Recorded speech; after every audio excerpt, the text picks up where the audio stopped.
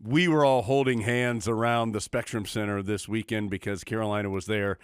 Won a couple of games against Wagner, 90-62, and then down 12 in the first half, but battled back and led at halftime by 9 and beat Michigan State 85-69. Adam, I thought 2 quality wins for the Tar Heels.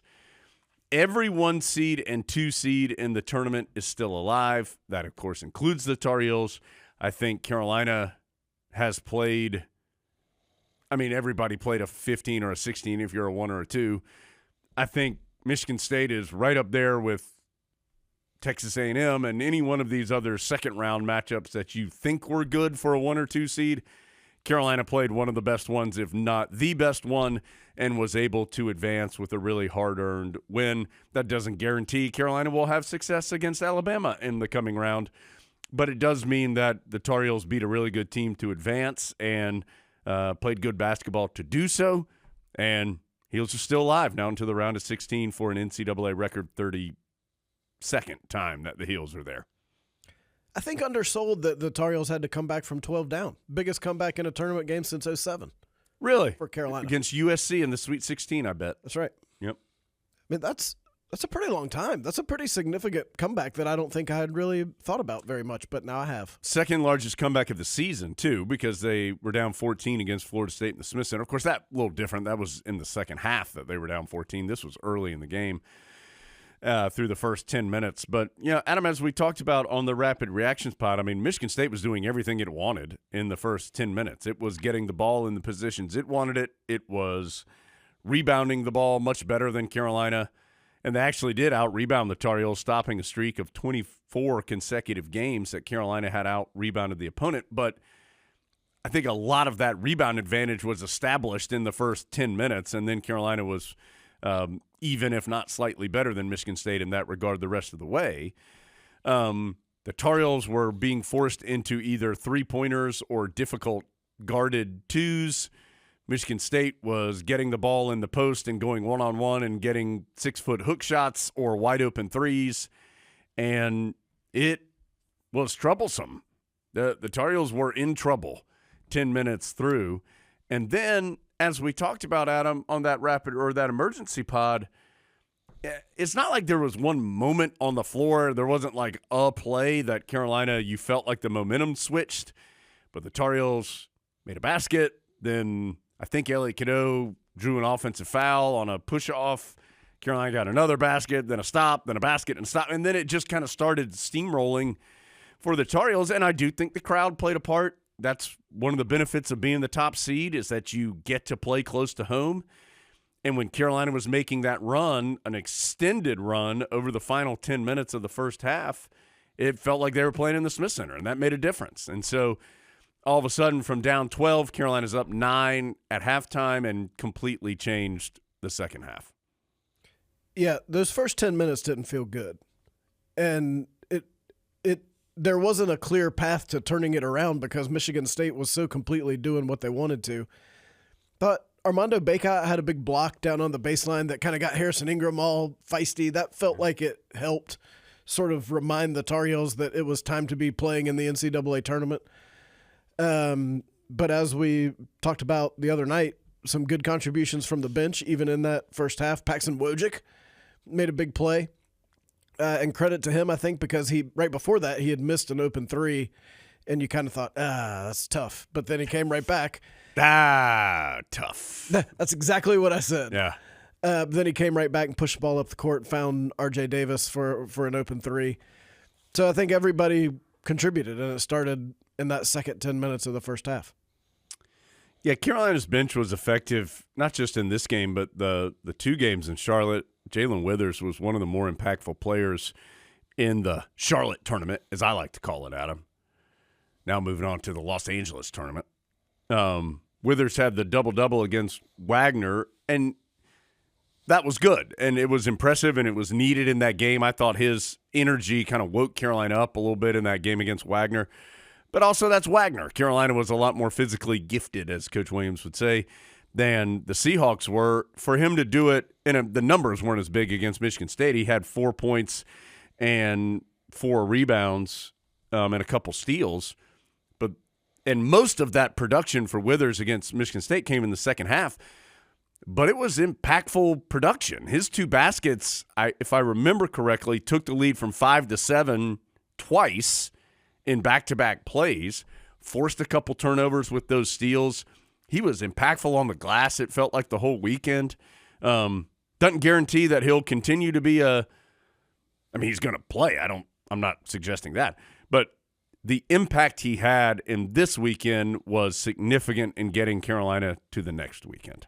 And to do it against Michigan State, I think, was important. Right. It's not like he out-athleticked Michigan State. Right. I mean, if you can do that against Michigan State, you can do that against Alabama or anybody the Tar Heels will play, because the physical makeup will be pretty similar.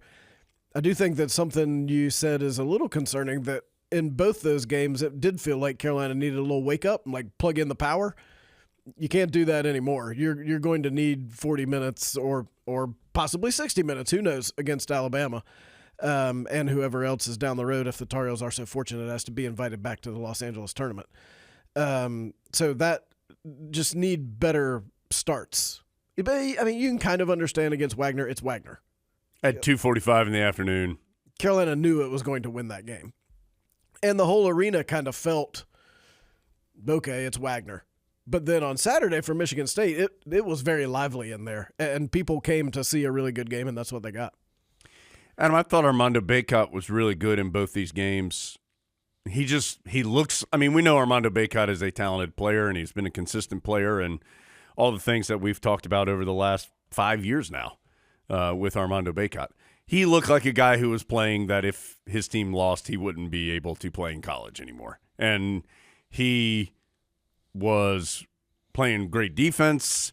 He was finishing more efficiently around the rim than I think we've seen him do this year. That hook shot has become one that you feel like goes in now when he takes it. Very good at the free throw line, which he has been a large majority of this season, drawing a lot of fouls, rebounding at a high level.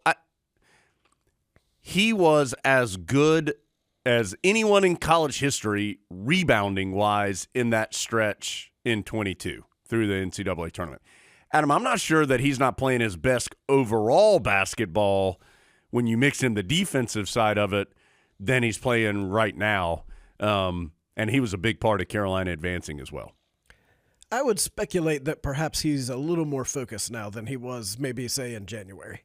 100%. When you knew that the ultimate goal is the tournament, once it became clear Carolina was going to get there, maybe coasted through a couple of those games, but there was no coasting this weekend. Again, against a good team, Michigan State, that was running multiple big guys at him, and I think thought they could use their 10 or 15 fouls to frustrate him, and he didn't allow that to happen. Made big plays in a lot of different ways. He just looked more like the Armando Bacot that we've become accustomed to over this last half a decade.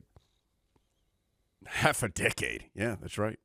Also, just quietly, RJ Davis shoots better than 50% from the floor, 7 of 14 from 3, and goes 20-plus in both games. And you don't really think about him necessarily. He's good. It's pretty unusual that you can just count on a guard for that every time. Like, it's one thing to be a big guy, and they might get fouled. And I think that's the most unique thing about the year that he has had, is that Carolina, of course, has had a history of terrific teams and individual players, some all-time players. But the company that he is now in, Adam, as far as like scoring this season, the other guys that are the guys ahead of him in points in a season right now, it's Jamison, Hansbrough, and Rosenbluth. I mean, first of all, that's all-time Tar Heel players right there. And all those guys were big guys. And so they were taking their shots closer to the basket more often. Doesn't take away their greatness. It just means they were shooting closer to the basket. RJ Davis is not shooting close to the basket all the time. And his level of scoring, his efficiency of scoring has been impressive to see. Now, he's shot more than anybody else on the team, but who else would you want to shoot more? I mean, we've all watched the year. If Carolina needs a shot, it's likely going to RJ Davis or Armando Bacot, one of the two. And so he's had an incredible season, deserved to be a consensus first-team All-America, just the 19th in Carolina history. I think if Zach Edey didn't exist, he would probably be the National Player of the Year, talking about RJ. He's just had he's up there in the discussion with the Phil Fords and the Charlie Scotts and the Michael Jordans in college as far as single seasons for a guard in Carolina history. It's been an incredible year. When he takes an open three like that one on the Mojic, it's a surprise if it doesn't go in. I just assume something was wrong with the airflow in the building or something. Like, there's no other explanation for why he would miss it. And when he takes a contested, like one of those threes where the guy's all over him and if you figure he probably can't even see the basket, more than likely I think it's – I still think it, yeah. I'm like, maybe 50-50 here for a guarded three. Right. And he's done more than that. I mean, he's gotten so good at going to the basket, made a couple floaters against Michigan State, reliable, mostly at the free throw line. Yeah. How dare he shoot below 90% here recently? That's right. 85 ain't going to cut it, Davis. Yeah. And by the way, his defense is really good. Yeah. He and Seth Trimble combined to frustrate Tyson Walker, I thought, in the game against Michigan State. Tyson Walker, terrific player. And if the game was decided in the layup lines, Michigan State was going to win because they were doing incredible dunks off the backboard in the layup line to intimidate the Tar Heels, including Tyson Walker. He had 11 points in the first 10 minutes, and he finished with 24. But I think even that number's a little not quite representative of what actually happened. He scored, I think, 8 in the final, 3-4 minutes where Carolina had gotten up by 11-ish, and it was kind of – Carolina was in good shape to win, had to finish it out, and Walker was scoring some. He went from the 10-minute mark of the first half to about the 4-minute mark of the second half, I think, with 5 points. And that was mostly R.J. Davis and Seth Trimble who guarded him in that time period. I think Cormac Ryan was on there some too. And they did a terrific job. And actually, and I'm guessing you did too, Adam, there sitting with us courtside, it was – even while I was doing play-by-play, trying to it was noticeable the work R.J. Davis was doing off the ball to try and keep Tyson Walker away from the ball.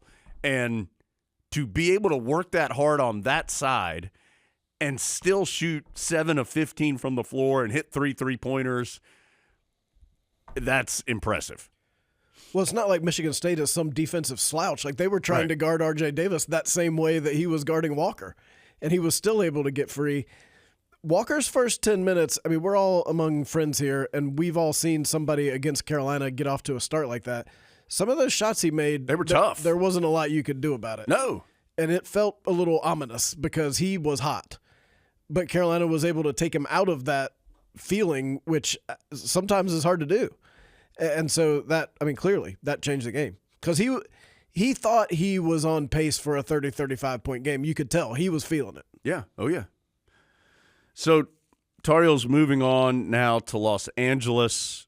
Adam, anything before we talk a little Alabama, anything more about the actual basketball in Charlotte? Those 2 blocks by Seth Trimble were huge. I still think he had 3. Maybe he didn't block that one where the guy tried to go up and under, but I thought he did. In my heart, he did. Yeah. That one picture of him blocking their big guy summed it up. Just first of all, the difference in the jumping ability, and that's not a knock on the Michigan State guy. It's just how high Seth Trimble can get up.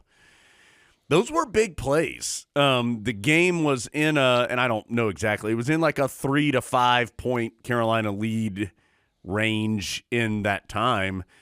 And especially the one with the picture that we're talking about where I think it was Cooper maybe from Michigan State looked like he was going to have – they had done something and it looked like he was going to have an open layup. And then all of a sudden Seth Trimble came out of nowhere and blocked it into the corner and Harrison Ingram went to go get it and Carolina had the ball. Those were big plays, and those are plays of someone who's just a very savvy defender and who clearly has some physical gifts that allow him to do things that normal people can't do. I think he gets underrated for the effort because of the physical gifts. A lot of guys don't try to make that play. But the fact that he was willing to do it because, what if the big guy dunks on me? Or what if I don't get it and I look bad and then people make fun of me on Instagram? Like, Seth Trimble's going to go up and try to block it. And he didn't know for sure he was going to get it. A normal person would not expect to block that shot. But I think it speaks to the effort with which he plays defense, which makes him so valuable off the bench.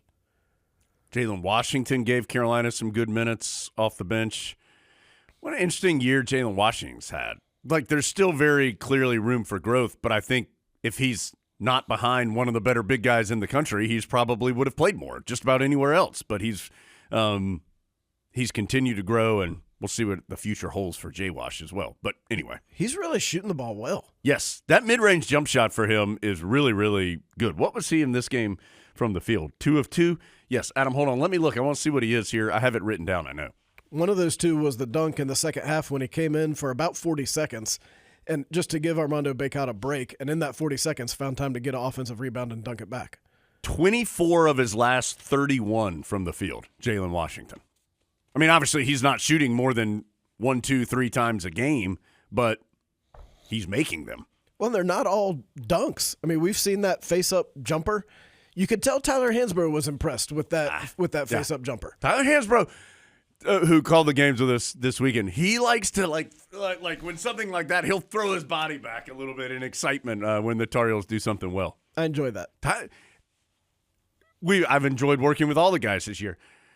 Don't ever forget that all 4 of them love the Tar Heels. Like, all 4 that have worked with us this year, but they've all done a good job, not like being over the top, like just openly rooting for Carolina on the air.